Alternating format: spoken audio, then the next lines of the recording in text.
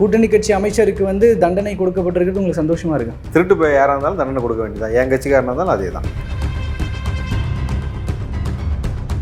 பொன்முடி அவர்களுக்கு வழங்கப்பட்ட இந்த தண்டனை வந்து எந்த அளவுக்கு எதிர்க்கட்சிகளுடைய வாய்க்கு அவல் கொடுத்தது போல இருக்கிறது?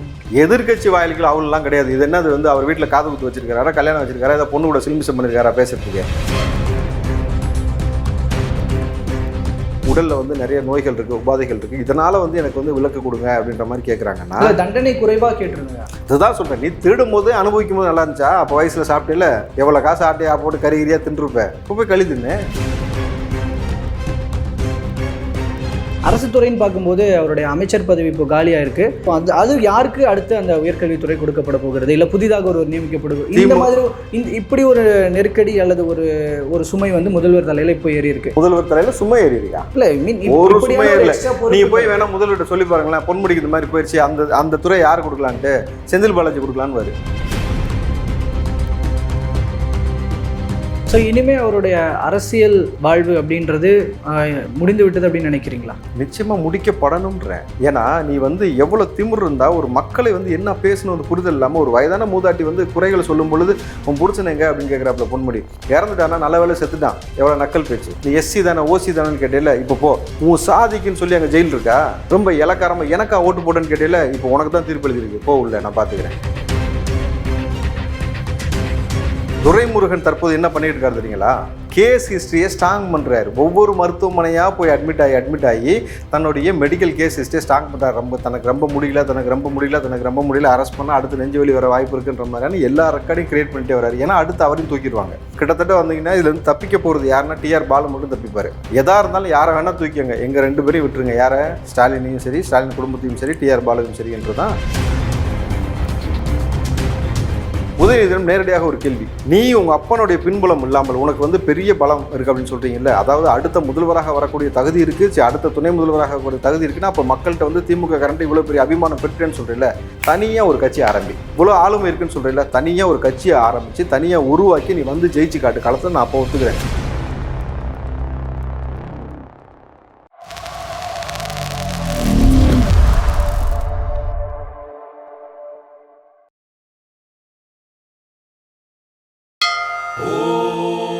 சாலக்கிராம சிலைகளை தரிசித்தால் சகல சௌபாகியங்களும் பெற்று ஜென்ம சாபல்யமும் அடைந்து முக்தியும் பெறலாம். வைகுண்ட ஏகாதசி அன்று சாலக்கிராம தரிசனம் செய்வது கோடி புண்ணியம். கிரி நிறுவனம் தனது பள்ளிக்கரணை ஹிந்து வணிக வளாகத்தில் அரிய வகை சாலக்கிராமங்களான சுதர்சன, கூர்ம, லக்ஷ்மி நாராயண சாலக்கிராம திருமேனிகளை ஒரே இடத்தில் தரிசிப்பதற்கு ஏற்பாடு செய்துள்ளது. அனைவரையும் அன்புடன் அழைக்கிறோம்.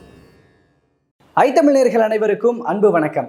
இன்றைய சிறப்பு நேர்காணலில் நம்மோடு இணைந்திருக்கிறார் காங்கிரஸ் கட்சியைச் சேர்ந்த திரு ராவுத்தர் இப்ராஹிம் அவர்கள். அவரிடம் தற்போது பொன்முடி அவர்களுக்கு வழங்கப்பட்டுள்ள தண்டனை விவரங்கள் குறித்து பல்வேறு விஷயங்களை பேச இருக்கிறோம். பேசலாம். வணக்கம் சார். வணக்கம் கோபி. நல்லா இருக்கீங்களா? நலமாக இருக்கேன், சந்தோஷமாக இருக்கேன். சந்தோஷமாக இருக்கீங்க. ஆக்சுவலாக கூட்டணி கட்சி அமைச்சருக்கு வந்து தண்டனை கொடுக்கப்பட்டிருக்கிறது உங்களுக்கு சந்தோஷமாக இருக்கு? திருட்டு போய் யாராக இருந்தாலும் தண்டனை கொடுக்க வேண்டியதான். என் கட்சிக்காரனாக இருந்தாலும் அதே தான். ஓகே, இப்போ அவருக்கு வந்து தண்டனை கொடுக்கப்பட்டிருக்கு. 3 வருஷம் சிறை தண்டனை, அவருக்கும் அவருடைய மனைவிக்கும் தலா 3 ஆண்டுகள் சிறை தண்டனை, தலா 50 லட்சம் ரூபாய் அபராதம், இதெல்லாம் சொல்லியிருக்கிறாங்க. ஸோ இந்த வழக்கு அண்ட் இந்த தண்டனை நீங்கள் முதல்ல பார்க்கறது என்ன? தர்மத்தின் வாழ்வதனை திமுகவும் இறுதியில் தர்மமே வெல்லும்னு பார்க்குறேன். புரியுதுங்களா? இது வரைக்கும் திமுககாரன் தொடர்கதையாக நம்ம இந்த தமிழ்நாட்டில் பார்த்துக்கிட்டே இருக்கிறோம்.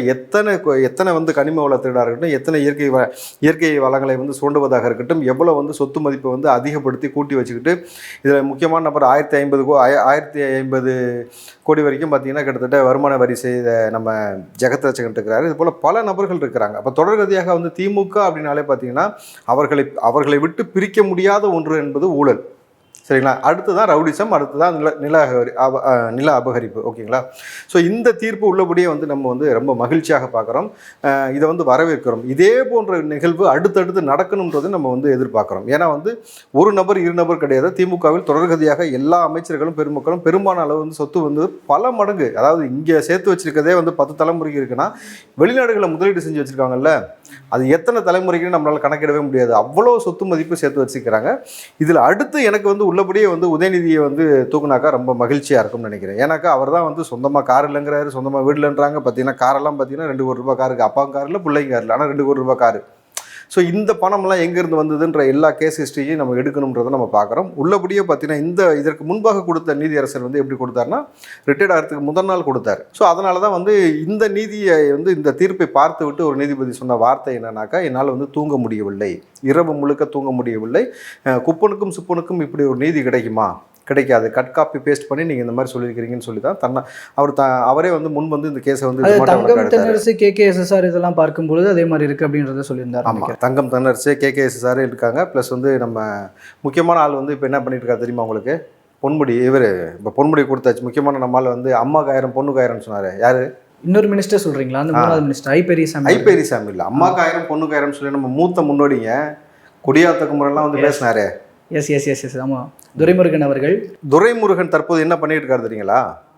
கேஸ் ஹிஸ்ட்ரியை ஸ்ட்ராங் பண்ணுறாரு. ஒவ்வொரு மருத்துவமனையாக போய் அட்மிட் ஆகி தன்னுடைய மெடிக்கல் கேஸ் ஹிஸ்ட்ரியை ஸ்ட்ராங் பண்ணுறாரு. தனக்கு ரொம்ப முடியல அரெஸ்ட் பண்ணால் அடுத்து நெஞ்சு வலி வர வாய்ப்பு இருக்குன்ற மாதிரியான எல்லா ரெக்கார்டையும் கிரியேட் பண்ணிட்டே வராரு. ஏன்னா அடுத்து அவரையும் தூக்கிடுவாங்க. கிட்டத்தட்ட வந்தீங்கன்னா இதில் வந்து தப்பிக்க போகிறது யாருன்னா டிஆர் பாலு மட்டும் தப்பிப்பார். டிஆர் பாலுவை வந்து எந்த சூழ்நிலையும் வந்து திமுக கைவிடுவதாக இல்லை. அதனால தான் வந்து மோடியிடம் வந்து பல முறை வந்து பல பேச்சுவார்த்தைகள் நடந்திருக்கு. எதாக இருந்தாலும் யாரை வேணால் தூக்கிங்க, எங்கள் 2 பேரையும் விட்டுருங்க, யாரை? ஸ்டாலினையும் சரி, ஸ்டாலின் குடும்பத்தையும் சரி, டிஆர் பாலுவையும் சரி என்று தான் இப்போ நமக்கு கிடைக்கப்பட்ட தகவல். நான் உள்ளபடி இப்போ இவர்கள் வந்து என்ன பதிவு பண்ணியிருக்காங்க பார்த்தீங்களா? பொன்முடி வழக்கில் வந்து அங்கே வந்து நீதியரசர்கிட்ட வந்து இவங்க சொன்ன விஷயம் என்னென்னா, வயது மூப்பு, 72 வயசு ஆகிவிட்டது, உடலில் வந்து நிறைய நோய்கள் இருக்குது, உபாதைகள் இருக்குது, இதனால் வந்து எனக்கு வந்து விலக்கு கொடுங்க அப்படின்ற மாதிரி கேட்குறாங்கன்னா தண்டனை குறைவாக கேட்டுருங்க. அதுதான் சொல்கிறேன். நீ திருடும் போது அனுபவிக்கும் போது நல்லா இருந்துச்சா? அப்போ வயசில் சாப்பிட்டேல, எவ்வளோ காசு ஆட்டையா போட்டு கறிகிரியாக தின்றுருப்பேன், இப்போ போய் கழிதுன்னு கரெக்டுங்களா? எவ்வளோ திமிரு பேச்சு இருந்தால் தொடர்கதையாக இவர் இது மட்டுமா செஞ்சுருக்கிறாரு. ஆளுநர் என்ற ஒரு மாண்பை மீறி சட்டமன்றத்தில் உட்காந்து கிளம்புனார்ல, இப்போ ஆளுநர் சொல்லுவார்ல கிளம்பு ஜெயிலுக்குன்ட்டு, சொல்லுவாரா சொல்ல மாட்டாரா? அப்போ நீங்கள் தொடர்கதையாக என்னெல்லாம் செஞ்சீங்களோ அது வந்து நிச்சயமாக உங்களுக்கு விலகி தானே போகும். இவருக்கு இன்றிலிருந்து அவர் வந்து இனிமேட்டு வந்து எம்எல்ஏ கிடையாது, அமைச்சர் கிடையாது. உள்ளபடி அப்பா சந்தோஷமாக இருக்கு எனக்கு, தெரியுங்களா? ஏன்னா நான் இந்த களத்தில் வந்து நான் போராடிக்கிட்டு இருக்கிறது எதுக்காகனாக்கா, கூட்டணியில் இருந்தாலும் முதல்ல வந்து இந்த மாதிரி கரப்டட் ஆள்லாம் வெளியில் போகணும். இந்த கரப்டட் ஆள் வெளியில் போனால் தான் புதிய நபர்கள் உள்ளே வருவாங்க, அவங்க வந்து நேர்மையான ஒரு அரசியல் செய்வார்கள். ரெண்டாவது, இந்த நீதியரசல் கொடுக்கக்கூடிய இந்த வழக்கை பார்த்துவிட்டு இனி ஆளுங்கட்சியில் வந்து உட்காரக்கூடிய நபர்கள் எந்த கட்சியாக இருந்தாலும் அவர்களுக்கு ஒரு பயம் வரும். ஸோ இன்றைக்கு 2 விஷயம் இருக்குது. ஒன்று வந்து நீதித்துறையை பார்த்துக்கிட்டு இருக்கு. நீதித்துறைக்கு அடுத்து நீதித்துறையாக இருந்து செயல்படுவது எதுனா யூடியூப் சேனல்ஸ் தான். மெயின் ஸ்ட்ரீம் கிடையவே கிடையாது. இவர்கள் தான் பல விஷயத்தை உண்மையை வெளிக்கொண்டு வருகிறார்கள், பல முக்கியமான இடத்திற்கு கவனம் இருக்கும் வகையில் செய்கிறாங்க. ஸோ இதை பார்த்து இனி அடுத்து வரக்கூடிய நபர்கள் திருடாமல் இருக்கணும். ஸோ நீங்கள் இவங்க என்ன தான் மேல்முறையீடு போட்டோம், நிச்சயமாக பாருங்கள் இது வந்து இடைத்தேர்தல் வரும். நாடாளுமன்ற தேர்தலோட வந்து பார்த்தீங்கன்னாக்கா இது வந்து இடைத்தேர்தல் 30 நாட்கள் இப்போ அவகாசம் கொடுத்து மேல்முறையீட்டிற்காக இந்த விஷயம் கொடுத்துருக்கும் போது அது இப்போவே வந்து என்ன இதுதான் தீர்ப்பு வரும்னு எப்படி யூகிக்க முடியுமா? நம்ம ஃபிக்ஸ் பண்ணி நிச்சயமாக யூகிக்க முடியும். ஏன்னாக்கா இந்த தீர்ப்புடைய இதற்கு முன்பு கொடுக்கப்பட்ட தீர்ப்பு எப்படியாப்பட்ட தீர்ப்புன்னு சொல்லி ஒரு நீதியரசர் சொல்லியிருக்கிறாரு. இன்றைய நீதியரசர் அதை கூர்ந்து கவனிச்சிருக்கிறாங்க. பல சட்ட வல்லுநர்கள்ட்ட வந்து இது குறித்து வந்து ஆலோசனை செய்யப்பட்டிருக்கிறது. இன்றைக்கு நீங்கள் பார்த்தீங்கன்னாக்கா அவர்களுக்கு 2 ஆண்டுக்கு 1 நாள் கம்மியாக கொடுத்தாலும் பரவாயில்ல, இப்போ 3 ஆண்டு ப்ளஸ் 50 லட்சம் அபராதம் அப்படின்னும் பொழுது நிச்சயமாக வந்து இது முக்கியமான தீர்ப்பாக எல்லா இடத்துல இருந்தும், அதாவது இந்தியாவில் முழுக்க வந்து எல்லா மாநிலங்களும் இதை உற்று நோக்கி கொண்டு இருக்கிறது. ஏன்னா திமுக வந்து எவ்வளோ பெரிய அராஜகம் செய்தது. ரெண்டாவது, இங்கே எப்படி சாதிய வன்மத்தை வந்து எடுத்து பயங்கரமாக பேசி இப்போ நீங்கள் பார்த்தீங்கன்னாக்கா உதயநிதி பேசின அந்த சனாதன விஷயத்துக்கு பிறகு திமுக என்பது எல்லா இடத்துலையும் கவனம் ஈர்க்கப்பட்டிருக்கு. எப்படி கவனம் ஈர்க்கப்பட்டிருக்குன்னா, இவனுக்கு எவ்வளோ கிரிமினல் வேலை பார்க்குறாங்க, எப்படி வந்து மக்களை துண்டாடுகிறார்கள், எப்படி வந்து சமூக நீதியை சவப்பட்டியில் ஏற்றுகிறார்கள் அப்படின்ற விஷயத்தை கூர்ந்து கவனிக்கும் பொழுது மீண்டும் இந்த நீதியை குறித்து இதுக்கு வரக்கூடிய விஷயத்தை குறித்து எல்லாருமே வந்து கவனித்து பார்க்கும் பொழுது அடுத்து கொடுக்கக்கூடிய நீதியரசரும் அதை உற்று கவனிப்பார். உள்ளபடியே அதை செய்திருக்காங்களா செய்தில்லையா, அவங்க பார்க்கறதுனா திருடிக்கல ரைட், அப்போ உனக்கு தண்டனை கொடுக்குறதுல என்ன பிரச்சனை? ஸோ நிச்சயமாக அவர் கொடுக்கும்பொழுது என்னாகனா மிச்சம் ஒரு 6 ஆண்டுக்கு பிறகு அவர் வந்து 6 ஆண்டுக்கு அரசியல் வாழ்க்கை இல்லாமல் முடிஞ்சு போயிடும். அதுக்கப்புறம் அண்ணனுக்கு எவ்வளோ வயசாகும்? 78 வயசு 80 வயசுக்கு மேலே வந்து அரசியல் இருந்தால் அப்புறம் பார்த்துக்கலாம் நம்ம. ஸோ இந்த விஷயம் மூலமாக இப்போ இதற்கு அடுத்த கட்டமாக நடக்க போகிற விஷயங்கள் கொஞ்சம் அரசுத்துறை கட்சி ரீதியாக இப்படின்னு 2 விஷயம் இருக்குது. அரசுத்துறைன்னு பார்க்கும்போது அவருடைய அமைச்சர் பதவி இப்போ காலியாகும். இப்போ அது யாருக்கு அடுத்து அந்த உயர்கல்வித்துறை கொடுக்கப்பட போகிறது, இல்லை புதிதாக ஒரு நியமிக்கப்படுகிறது, இந்த மாதிரி இப்படி ஒரு நெருக்கடி அல்லது ஒரு சுமை வந்து முதல்வர் தலையில் இப்போ ஏறி இருக்கு. அது குறித்து உங்களோட பார்வை? முதல்வர் தலையில் சுமை ஏறி இருக்கா? இல்லை ஒரு சுமை இல்லை. நீங்கள் போய் வேணா முதல்வர்கிட்ட சொல்லி பாருங்களேன், பொன்முடிக்கு இந்த மாதிரி போயிடுச்சு, அந்த துறை யார் கொடுக்கலான்ட்டு செந்தில் பாலாஜி கொடுக்கலான்னு. இப்போவே அவர் இலாக்கா இல்லாத அமைச்சர் தானேங்க, ஏன் இன்னொரு சேர்த்து பார்த்துட்டு போட்டு கொடுப்போன்னு.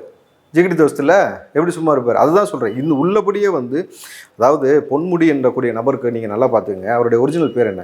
விளக்கமாத்து பட்டுக்குஞ்சுன்ற மாதிரி இப்போ தான் பொன்முடி. இதற்கு முன்பாக அவரோட உண்மையான பேர் வந்து தெய்வ சிகாமணி. ஓகேங்களா? தெய்வ சிகாமணி.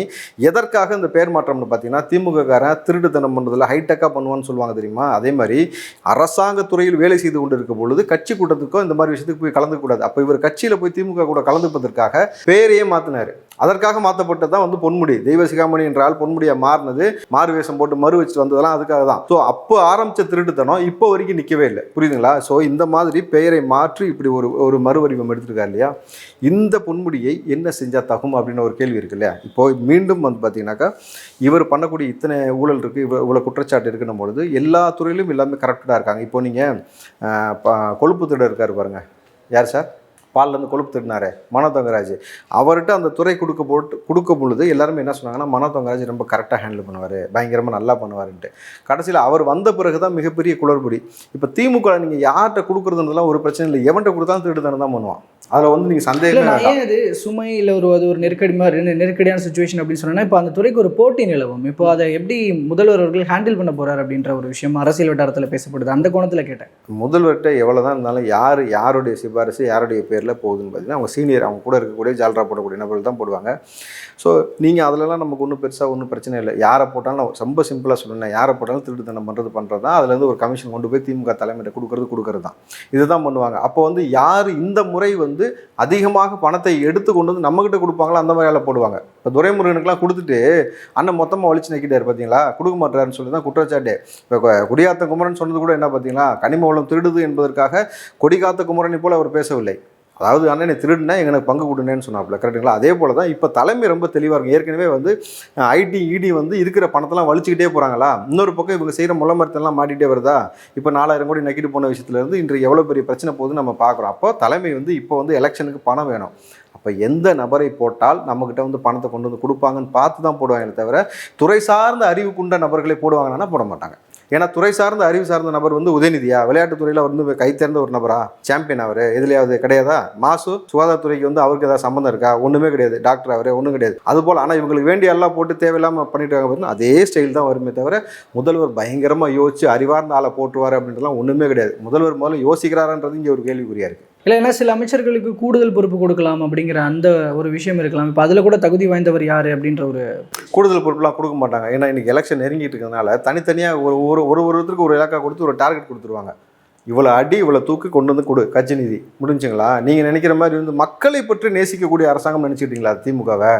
சொல்லுங்கள் பார்ப்போம். மக்களை பற்றி இதற்கு முன்னாடி 98% வந்து மழை வடிகால் பண்ணி முடிஞ்சிருச்சுனாங்களா? இப்போ எவ்வளோ சொல்கிறாங்க? 65ன்றாங்களா? எப்படா 98 65 ஆச்சு? எடுத்து தின்ட்டிங்களா என்ன? புரியுதுங்களா உங்களுக்கு? திருட்டுத்தனம் பண்ணிவிட்டு ஹைடெக்காக பண்ணிட்டு மாட்டிக்க மாட்டேன்னு நினச்சாங்க. மழை வெள்ளம் வந்து காட்டி கொடுத்தது. ஏன் காட்டி கொடுத்து தொடர்கதே இந்த இயற்கை பீரியட் வந்து இந்தளவுக்கு போனதுக்கான காரணம் என்ன? தேடி விவசாய நிலத்தை அழிச்ச தண்ணி எங்கே போகும்? விவசாய சதுப்பு நிலம், அந்த மண் இருக்கு பாருங்க, களிமண், அது மட்டும்தான் பல ஆயிரம் லிட்டர் தண்ணீரை பூமிக்குள் உள்வாங்கக்கூடிய தகுதி இருக்கிறது. மித்த நிலங்களுக்கு சாதாரண நிலங்கள்லாம் அப்படி இழுக்க முடியாது. அப்போ நீ தேடி பண்ண டெல்டா கரண்ட் போட்டு ஷூ போட்டு வயக்காட்டில் இறங்கின இருக்கக்கூடிய விவசாய நிலம் மீது விளைஞ்சிருக்கிற கருது மேலே புல்டோசர் ஏதுன்னு இயற்கையை நீ எப்படிலாம் அழிச்சோ இயற்கை உனக்கு திரும்ப கொடுத்துச்சுல. அப்போ அதே போல தான் இவர்கள் செய்யக்கூடிய ஒரு விஷயம் எந்த போட்டி போறாமலாம் இருக்காது. அவங்களுக்குள்ள யாராக இருந்தாலும் இவ்வளோ பர்சன்டேஜ் கொடுக்கணும், அவ்வளோதான். நீங்கள் வந்து அடுத்து நம்ம ஆள் என்ன பண்ண போகிறான்றது பார்ப்போம். எனக்கு ஒரு கேள்வி உள்ளபடி என்னன்னாக்கா, இது ரொம்ப சேலஞ்சிங்கானு சொல்லி பயங்கரமாக பேசிட்டு உதயநிதி எல்லாருமே இப்போ வந்து புகழாரன்னு சொல்கிறாங்க. சின்னவர் மண்ணள்ளி தின்னவர்ன்றதெல்லாம் அப்புறம் பார்த்துக்கலாம். எனக்கு என்ன கேள்வினா, உதயநிதியிடம் நேரடியாக ஒரு கேள்வி. நீ உங்கள் அப்பனுடைய பின்புலம் இல்லாமல் உனக்கு வந்து பெரிய பலம் இருக்குது அப்படின்னு சொல்கிறீங்கல்ல, அதாவது அடுத்த முதல்வராக வரக்கூடிய தகுதி இருக்குது, அடுத்த துணை முதல்வராக வரக்கூடிய தகுதி இருக்குன்னா, அப்போ மக்கள்கிட்ட வந்து திமுக கரண்ட் இவ்வளோ பெரிய அபிமானம் பெற்றுட்டேன்னு சொல்கிறீங்கள, தனியாக ஒரு கட்சி ஆரம்பி. திமுக எவனோ இதிலேருந்து ஏறி குதிரையில் சவாரி பண்ணி வராத, எவனோ போட்ட பாதையில் வராத ஒரு பாதையை உருவாக்கி வா. கேப்டன் மாதிரி கேப்டன் விஜயகாந்த் வந்தார்ல, அதே போல் உனக்கு இவ்வளோ ஆளுமை இருக்குன்னு சொல்கிறீங்கள, தனியாக ஒரு கட்சியை ஆரம்பித்து தனியாக உருவாக்கி நீ வந்து ஜெயிச்சு காட்டு காலத்தில் நான் அப்போ ஒத்துக்கிறேன். எவனோ பண்ணதில் நோகாமல் ஏறி உட்காந்துக்கிட்டு நீங்கள் வந்து இருக்கக்கூடிய இது பண்ணிக்கிட்டு முட்டாள்தனமாக வந்து காசியப்பன் பாத்திர கடையில் ஒருத்தன் பாத்திரம் வாங்கிட்டு வந்து அவனை கொண்டு போய் நீ ஃபோட்டோ எடுத்துகிட்டு அதுக்கப்புறம் அரசாங்க வேலையை வாங்கி தரணும் முதல்வர்கிட்ட கொண்டு போனீங்களா? இந்த அறிவும் புரிதல் இல்லாத நபர்களுக்கு வந்து தொடர்ச்சியாக இவளுக்கு புகழாரம் பாடிக்கிட்டே வந்து அடுத்தடுத்து இவர்களே முதல்வராக உட்கார வைக்கிறதுனால நாடு நாசமாக போகுது. உதயநிதி உள்ளபடியே நீ வந்து மக்கள்கிட்ட வந்து நீ செல்வாக்கு பெற்றிருக்கனாக்கா தனியாக ஒரு கட்சி ஆரம்பித்து வந்து நின்று மக்களுக்கு தான் நல்லது செய்யும். அதை விட்டுட்டு இப்படியே வந்தீங்கன்னா நாடு நாசமாக போகும். அதே மாதிரி நம்ம செய்கிற வேலையை செய்வோம். திரும்பவும் சொல்கிறேன்ல, இதுக்கு முன்னாடி நான் சொன்னதான் 234 தொகுதிக்கும் பிரச்சாரத்துக்கு நானும் வரேன். இந்த திமுக அரசாங்கம் இவ்வளோ நாளாக என்ன சாதனை பண்ணிச்சு நீ ஓட்டு கேட்பன்றதை நான் பேசுகிறேன். வேங்கை வயலேருந்து நாளாக நக்கிட்டு போன வரைக்கும் சொல்லிட்டு இருந்தேன். இன்றைக்கி எக்ஸ்ட்ரா இன்னொரு பாயிண்ட் பொன்முடி, அவ்வளோதான். இப்போ வந்து நீதிபதி சொல்லிட்டு அந்த வகையில் பொன்முடியினுடைய இந்த பொன்முடி அவர்களுக்கு வழங்கப்பட்ட இந்த தண்டனை வந்து எந்த அளவுக்கு எதிர்க்கட்சிகளுடைய வாய்க்கு அவல் கொடுத்தது போல இருக்கிறது. எதிர்க்கட்சி வாயில்கள் அவள்லாம் கிடையாது. இது என்னது வந்து அவர் வீட்டில் காது குத்து வச்சிருக்காரா, கல்யாணம் வச்சிருக்காரா, ஏதாவது பொண்ணு கூட சில்மிசம் பண்ணியிருக்காரா பேசுறதுக்கு? இப்போ அந்த மாதிரிலாம் கிடையாது. அவர் பொண்ணு அது திமுக நிறைய சில்மிசம் பண்ணுவோம், அதை விடுங்க. இல்லாட்டி வந்து அவங்களோட வரலாறு என்ன, அடுத்தவனுடைய நிலத்துக்கு ஆசைப்படுறது, அடுத்தவன் முன்னாடிக்கு ஆசைப்படுறது தான். சரிங்களா? அதை விட்டுருவோம். நம்ம உள்ளபடியே வந்து நீங்கள் என்ன கேட்டீங்க, இப்போ எதிர்க்கட்சிக்கு அவள். இப்போ இது வந்து எப்படின்னா நீதிபதி கொடுத்த தீர்ப்பு உள்ளபடியே எல்லோரும் எதிர்பார்த்ததுன்னா இந்த தீர்ப்பு தான் வரணும். அப்போ ஒவ்வொரு தீர்ப்பும் இதே போல் திமுக காரனுக்கு கிடைக்கணும் என்பது தான். இது அவளே கிடையாது, எல்லாரும் ஏக்கமாக எதிர்பார்த்த ஒரு விஷயம். இப்போ அவன் திருடுறான், அவன் கொள்ளடிக்கிறான், மக்களுக்கு நல்லதே செய்யலன்னு போது எல்லாரும் பார்க்கும்பொழுது ஒரு சாமானியனாக இருந்து பாருங்களேன். என்னுடைய பார்வையிலிருந்து நான் எதிர்பார்ப்பேன். அவன் திருட்டுத்தனம் பண்ணுறான், ஐயக்குத்தனம் பண்ணுறான், ஆட்சி அதிகாரத்தில் அவன் உட்கார வச்சிருக்கோம். வீடு பூந்து ஒருத்தன் கொள்ளடிக்கிறதுக்கும் ஒருத்தன் அமைச்சராக இருந்து கொள்ளடிக்கிறதுக்கு என்ன பெரிய வித்தியாசம்? ரெண்டு பேரும் அட்லாஸ்ட் ரெண்டு பேரும் என்ன செய்யறாங்க, கொள்ளடிக்க தான் செய்யறாங்க. அப்போ அந்த கொள்ளடிக்க நபர்களை இங்கிருந்து வெளியேற்ற வேண்டுமே தவிர இது எதிர்க்கட்சி ஆளுங்கட்சிக்கு அவ்வளோ அதெல்லாம் கிடையவே கிடையாது. இல்லை, அரசியல் வட்டாரத்தில் இப்போ நெக்ஸ்ட் தேர்தல் வரப்போகுது. ஸோ அந்த வகையில் நான் கேட்குறேன், இது வந்து பிரச்சார ரீதியாக வந்து பயன்படுத்தப்படும் இல்லையா? நான் அந்த மிகப்பெரிய லெவலில் பயன்படுது. அதான் சொன்னேன், இது மட்டும் பயன்படுத்தாது. இவனுங்க வந்து எவ்வளோ கொள்ளடிச்சு பணத்தை கூட கொண்டு போய் பணத்தை வச்சானுன்ற வரைக்கும் இன்றைக்கு நான் வந்து கிட்டத்தட்ட இவனுங்க ஆரம்ப கட்ட காலத்தோடைய டேட்டா பேஸ் வரைக்கும் எடுத்துக்கிட்டு இருக்கிறேன். இப்போ இதோ ஏன்னா எலெக்ஷன் நெருங்கிட்டு இருக்கனால சும்மா ஸ்ட்ராட்டஜிக்கலாக நம்ம பேசாமல் போனால் தோத்து போயிருன்றதுனால இந்த பால்டாயில் மேட்டர்லேருந்து நம்மால் வந்து மீசாவில் பூத்த மலர் மலர் மலர்ன்றாங்கல்ல, எந்த மீசால எங்கே மலர் பூத்துச்சுன்ற வரைக்கும், எந்த மலர்னால இவர் உள்ளே போனான்ற வரைக்கும் நான் எடுத்துக்கிட்டு இருக்கிறேன். புரியுதுங்களா? ஸோ ஒட்டுமொத்தமாக இந்த விஷயத்தை மக்கள் மத்தியில் எடுத்து வைப்பது நம்ம கடமையாக இருக்கிறது. ஏன்னா என் கண் முன்னாடி என் தேசம் வந்து கொள்ளடிக்கப்பட்டு கொண்டிருக்கிறது. என் மக்கள் வறுமையில் இன்னும் செத்துக்கிட்டு இருக்கிறான். இன்றைக்கு வரைக்கும் இவர்கள் செய்யக்கூடிய லட்சணத்தினால சொந்த நாட்டில் அகதியாக இருந்து கொண்டு பிச்சை எடுக்கக்கூடிய நிலைமைக்கு இந்த மக்களை தள்ளியிருக்கிறார்கள். உள்ளபடியாக உண்மையா இல்லையா? வடச்சென்னையாக இருக்கட்டும், எல்லா பகுதியும் நான் போய் பார்த்ததாக இருக்கட்டும், இப்போ தென் மாவட்டங்களில் பெஞ்ச மழையாக இருக்கட்டும், அவர்கள் சொல்லக்கூடிய வார்த்தை என்ன, இவர்கள் செய்த தவறு. இந்த அரசாங்கம் இது வரைக்கும் மாறி மாறி ஆட்சி செய்து எதையும் சரிவர செய்யாமல் போனதுனால நான் வந்து சொந்த நாட்டில் பிச்சை எடுத்தேன். அதாவது பிச்சைக்காரனுக்கு கூட இங்கே வந்து அவங்க என்ன சொல்கிறாங்கன்னா தன்மானம் இருக்குது. வீட்டில் வந்து சண்டை போட்டுட்டு பிள்ளையோடையும் மகனோடையும் மனைவியோடையும் சண்டை போட்டு வெளியில் வந்து பிச்சை எடுக்கக்கூடிய நபர்கள் அதிகமானால் அந்த நபர்களை விட மோசமான ஒரு சூழலுக்கு எங்களை தள்ளினாங்க. ஒருவேளை உணவு கிடச்சிடாது, என் பொண்டாட்டியை காப்பாற்றிட மாட்டேன், என் பிள்ளையை காப்பாற்றிட மாட்டேன், என்னை பிச்சை எடுக்க வச்சான் அப்படின்னு சொல்லி களத்தில் நான் போனப்போ அந்த மக்களை என்கிட்ட பதிவு செஞ்சுது. இந்த மழை நீரில் நின்று பெண்கள் வந்து இந்த மாதவிடாய் காலத்தில் வந்து அவங்க பட்ட இன்னல்கள் வந்து இந்த அரசாங்கத்துக்கு முன்னாடி அவுத்து அமரமாக காட்ட முடியுமா, எனக்கு எவ்வளோ இன்ஃபெக்ஷன் ஆயிருக்குன்னு சொல்லிட்டு இவர்கள் செஞ்சதற்காக நாங்கள் இந்த வேதனை அனுபவிக்கணும்னு கேட்குறாங்கல்ல. அதனால இந்த விஷயத்தை மக்கள் மத்தியில் எடுத்து வைப்பது கடமையாக இருக்கிறதுனால ஒட்டுமொத்த டேட்டாவை எடுத்துக்கிட்டு இருக்கேன். களத்தில் நிச்சயமாக சந்திப்போம். இவர்களை வந்து இப்படி விட்டுட்டு போகிறதாக இல்லை. ஸோ இனிமேல் அவருடைய அரசியல் வாழ்வு அப்படின்றது முடிந்து விட்டது அப்படின்னு நினைக்கிறீங்களா? நிச்சயமாக முடிக்கப்படணுன்ற. ஏன்னா நீ வந்து எவ்வளோ திமிர் இருந்தால் ஒரு மக்களை வந்து என்ன பேசணும்னு புரிதல் இல்லாமல் ஒரு வயதான மூதாட்டி வந்து குறைகளை சொல்லும் பொழுது உன் புருஷன் எங்க அப்படின்னு கேட்குறாப்புல பொன்முடி. இறந்துட்டானா, நல்ல வேலை செத்துட்டான், எவ்வளோ நக்கல் பேச்சு. நீ எஸ்சி தானே ஓசி தானேன்னு கேட்டேல. இப்போ போ, உன் சாதிக்குன்னு சொல்லி அங்கே ஜெயில் இருக்கா, உன் சாதிக்குன்னு சொல்லி அங்கே தட்டு இருக்கா சாப்பிட்றதுக்கு? எல்லாரும் சாப்பிட்ற தட்டில் தான் சாப்பிடணும், எல்லாரும் பேசுகிற இடத்துல நீயும் பேண்டாகணும். இங்கே வந்து சாதியத்தை வந்து தூக்கி பிடிச்சிட்டு எங்களை வந்து ரொம்ப இலக்காரமாக எனக்கா ஓட்டு போட்டேன்னு கேட்டேல. இப்போ உனக்கு தான் தீர்ப்பு எழுதிருக்கு, போ உள்ள, நான் பார்த்துக்கிறேன். ஸோ இப்போது இந்த விஷயத்துலைங்க சார், இப்போது இது போக நம்ம நிறைவாக இந்த விஷயம் கேட்கணும்னு நினைக்கிறேன். இதே போன்ற வழக்குகள் கொண்ட அமைச்சர்கள் இன்னமும் இருக்கிறார்கள், இன்னொரு 3 பேர் இருக்கிறார்கள். யார் சொல்லுங்கள், உங்களுடைய காதுக்குள்ளே கேட்டுக்கிறேன். இல்லை, KKSSR ராமச்சந்திரன் அவர்கள், தங்கம் தென்னரசு அவர்கள், ஐ பெரியசாமி அவர்கள், அதாவது இதே போலவே முன்கூட்டியே விடுதலை செய்யப்பட்டு உயர்நீதிமன்றம் சுமோட்டோவாக எடுத்த கேசஸ் அது. ஸோ அவர்கள் எல்லாம் இப்போ என்ன மனநிலையில் இருக்கிறார்கள், ஓவரால் திமுக வட்டாரம் என்ன நிலையில் இருக்கிறது அப்படிங்கிற அடுத்த கேள்வி வந்து எங்கள் அரசியல் வட்டாரத்தில் பேசுபொருளுக்கு உள்ளாகிடுச்சு. ஸோ அதில் உங்களோட பார்வை என்னன்னு தெரிஞ்சுக்கணும்னு நினச்சி அவங்களாம் ஹக்கீஸை வாங்கி மாட்டிக்கிட்டு வெளியில் கெத்த வேட்டியை கட்டிட்டு சுற்றுவாங்க பாருங்கள். உள்ளபடியே மிகப்பெரிய கலக்கத்தில் இருப்பாங்க. ஏன்றாக்கா இன்றைக்கு மத்திய அரசு வந்து எலெக்ஷன் நெருங்கிட்டு இருக்கு. மத்திய அரசு இவர்கள் செய்யக்கூடிய ஒவ்வொரு விஷயத்தையும் வெளிக்கொண்டு வந்துகிட்டே இருக்கிறாங்க. எவ்வளோ திருட்டுத்தனம் பண்ணுறாங்க, எவ்வளோ கனிம வளம் திருட்டுருக்காங்க, எவ்வளோ கொள்ளடிச்சு வச்சிருக்காங்க, எவ்வளோ ஊழல் பண்ணிருக்காங்க, எவ்வளோ ஐடியில் வந்து எவ்வளோ முறைகேட்டு இருக்குது, எவ்வளோ ஒவ்வொரு விஷயமும் வந்து இடியும் ஐடியும் வந்து கணக்கெடுப்பு எடுத்துக்கொண்டே இருக்கிறார்கள் இல்லையா? அப்போ அப்படி இருக்கும் பொழுது இவர்கள் மத்திய அரசு மீண்டும் இந்த வந்து அப்படியே பொத்தாம் போக்கில் போட்டுட்டு போயிடாது. மத்திய அரசில் விட்டுட்டு போனாலும் இங்கே இருக்கக்கூடிய நீதிபதிகளுக்கே வந்து தூக்கம் வராமல் இப்போ திமுக செய்யக்கூடிய அராஜகத்தை பார்த்து எடுக்கிறாங்கன்னா தன்னிச்சையாக வந்து பொதுநல வழக்கு யார் வேணாலும் தொடரலாம். ஏன் நானே கூட மீண்டும் அவர்கள் மீது வழக்கு தொடரலாம். தொடர்ந்து இவர்கள் எல்லோரையும் உள்ளே அனுப்பிச்சிட்டு இந்த 24 எலெக்ஷனுக்குள்ள அந்த கரப்டட் பாலிடிக்ஸில் இருக்க மொத்த பேரையும் கிளியர் பண்ணிட்டு ஒரு யங்ஸ்டர்ஸாக உள்ளே கொண்டு வந்து மக்களுக்கு ஒரு நல்லாட்சி கொடுக்கணுன்றதுக்காக பார்க்குறோம். அவங்க கலக்கத்தில் இருந்தாலும் சரி, களி கன்ஃபார்ம், என்ன கலக்கத்தில் இருந்தாலும் களி கன்ஃபார்ம். அதனால் வந்து அமைச்சர்ன்றதுனால வந்து இப்போ புதுசாக வந்து ஒரு ஆளுக்கு வந்து என்ன கொடுத்தாங்க, கேசரி கொடுத்தாங்களா? நம்ம ஆளுக்கு பாயசம் கொடுப்பாங்க, அடுத்து வேறு ஆளுக்கு வந்து நம்ம வேறு புதுசு புதுசாக டிஷ் வேணால் ரெடி பண்ணி நம்ம சார்பாக அனுப்பலாம், ஆனால் உள்ளே அனுப்பணும். ஏன்னா மக்களை என்றைக்கு வந்து நீங்கள் வந்து துச்சமாக மதித்து நீங்கள் வந்து உங்கள் இஷ்டத்துக்கு எவ்வளோ வேணால் கொள்ளடிச்சிட்டு போகலாம், அன்றைக்கு இருந்த காலகட்டத்தில் போல் வந்து நீங்கள் வந்து சர்வாதிகார போக்கு கையாளலாம் நினச்சிங்களோ அதை இன்றைக்கு உடைக்கப்பட்டு இருக்கிறது உள்ளபடியே வரவேற்கத்தக்கது. நிச்சயமாக 234 தொகுதியில் இவர்கள் செய்த வண்டவாளத்தை தண்டவாளம் ஏற்றாமல் விட போகிறது. ஐஏடிஏக்குள்ள இதனால பார்வைகள் மாறி இருக்கா? நிச்சயமாக மாறி இருக்கு. இன்றைக்கு காங்கிரஸ் கூட்டணி கட்சிகள் எல்லாருமே வந்து உதயநிதிட்டையும் முதல்வர்ட்டையும் போய் இந்த வெள்ள நிவாரண நிதின்னு கொடுத்தாங்கல்ல, இப்போ மாட்டினதுனால காங்கிரஸ் கொடுக்கல தெரியுமா? காங்கிரஸ் இது வரைக்கும் வந்து தமிழ்நாடு முதல்வர்கிட்ட நிதி கொடுக்கவே கிடையாது. ஏன்னாக்கா நாங்கள் மத்திய அரசில் இருக்கக்கூடிய எங்கள் ராகுல் காந்திட்டு நாங்கள் பல விஷயத்தை இங்கே தெரியப்படுத்துனது என்னன்னாக்கா, இவங்க கொண்டு போய் திமுக காசு கொடுத்தா 4 கூட நக்கிட்டு போயிட்டாங்க, இதையும் கொடுப்பதால் என்ன நன்மை? முதல் கேள்வி. ரெண்டாவது விஷயம் பார்த்தீங்கன்னாக்கா, வேளச்சேரியை சேர்ந்த அசன் மௌலானா இது போன்ற ஒரு அசம்பாவிதம் நடந்திருக்கு, இதை பார்த்து படிப்பினை கற்றுப்பீங்களான்னு கேட்கும்போது அதெல்லாம் கற்றுக்க முடியாது, மேக்ஸிமம் அவ்வளோதான் பண்ண முடியும். கடல் உள்வாங்கட்டி என்ன பண்ணுறது, நக்கல் மயிராக பேசுனதுனால காங்கிரஸுக்கு மிகப்பெரிய அசிங்கமும் பின்னடைவும் ஏற்பட்டிருக்கு. அப்போது நம்ம காங்கிரஸ் கொஞ்சமாவது உயிர்ப்போடு இருக்கணும்னு சொன்னாக்கா களத்தில் நம்மளே நேரடியாக மக்கள்கிட்ட கொண்டு போய் கொடுக்கணும். இதை செஞ்சால் மட்டும்தான் மக்களுக்கு நம்ம மீது நன்மை, ஒரு நல்ல ஒரு அபிப்பிராயம் வரும் அப்படின்றதையும் நம்ம பதிவு பண்ணதுனால காங்கிரஸ் மேலிடம் சொன்னது, நீங்கள் நிதி கொடுக்க வேண்டாம், நீங்கள் திமுக அரசாங்கத்திடம் கொடுக்காமல் நீங்கள் நேரடியாக கொண்டு போய் செய்யுங்க அப்படின்னு சொல்லியிருக்காங்க. அடுத்து பார்த்தீங்கன்னா கிட்டத்தட்ட கூட்டணியிலேருந்து மிக விரைவில் வந்து இவங்க வந்து 2024 பிறகுலாம் வந்து நிச்சயமாக வந்து காங்கிரஸ் கிட்ட வச்சுக்காது. இன்றைக்கு வந்து ஏதோ புத்தம்போக்கில் இருக்குது, இது எப்போ வேணாலும் உடஞ்சி போகலாம், கிட்டத்தட்ட அந்த ஸ்டேஜில் தான் இருக்குது. ஸோ நிச்சயமாக வந்து உடஞ்சிருச்சுனாக்கா சந்தோஷம். உள்ளபடியே காங்கிரஸுக்கும் சரி, காங்கிரஸ், கம்யூனிஸ்ட், மார்க்சிஸ்ட், விடுதலை சிறுத்தை, தமுக, இந்தியன் யூனியன் முஸ்லீமாக இருக்கட்டும், தீகா இருக்கட்டும், எல்லா நபர்களும் சொல்லக்கூடிய விஷயம் என்னன்னாக்கா, உங்களுக்கு உள்ளபடியே இந்த எலெக்ஷனில் ஜெயிக்கணும், உங்களுக்கு ஓட் பேங்கிங் தக்க வச்சுக்கணும்னு நினச்சிங்கன்னா திமுக விட்டு வெளியில் வா. ஒன்றுமே இல்லை, திமுக இவ்வளோ அநியாயம் பண்ணியிருக்கின்ற ஒரு விஷயத்தை காரணமாக காமிச்சிட்டு நீ வெளியில் வந்துட்டாலும் உனக்கு ஓட்டு கிடச்சிரும்.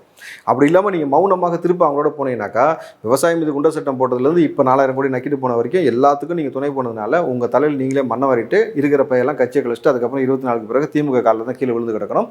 மக்கள் வந்து இன்றைக்கு சொல்லக்கூடிய வார்த்தை உள்ளபடியே வந்து அவர்கள் உளப்பூர்வமாக சொல்கிறாங்க, ஓட்டு கேட்டு வந்தால் செருப்பால் அடிப்பேன்னு சொல்கிறாங்க. பல நபர்கள் ஏன்டி சொல்லியிருப்பாங்க, களத்துக்கு நீங்கள் போயிருக்கீங்க, உங்கள்ட்டையும் சொல்லியிருக்கிறாங்க. ஸோ மக்களுடைய கோபத்தை பார்த்த பிறகு இவர்கள் திருந்தா விட்டால் என்றால் கட்சியை கழிச்சிட்டு போயிட்டே இருக்க வேண்டியதான். ஓகேங்க சார். ஸோ அமைச்சர் பொன்முடி அவர்களுடைய தண்டனை விவரங்கள் அது குறித்தாக இருக்கட்டும், அதை சுற்றி நடக்க போகிற அரசியல் நிகழ்வுகள் குறித்தாக இருக்கட்டும், பல்வேறு விஷயங்களை எங்களோடும் எங்கள் மூலமாக மக்களிடம் பகிர்ந்துகிட்டதுக்கு ரொம்ப நன்றி. நன்றி கோபி.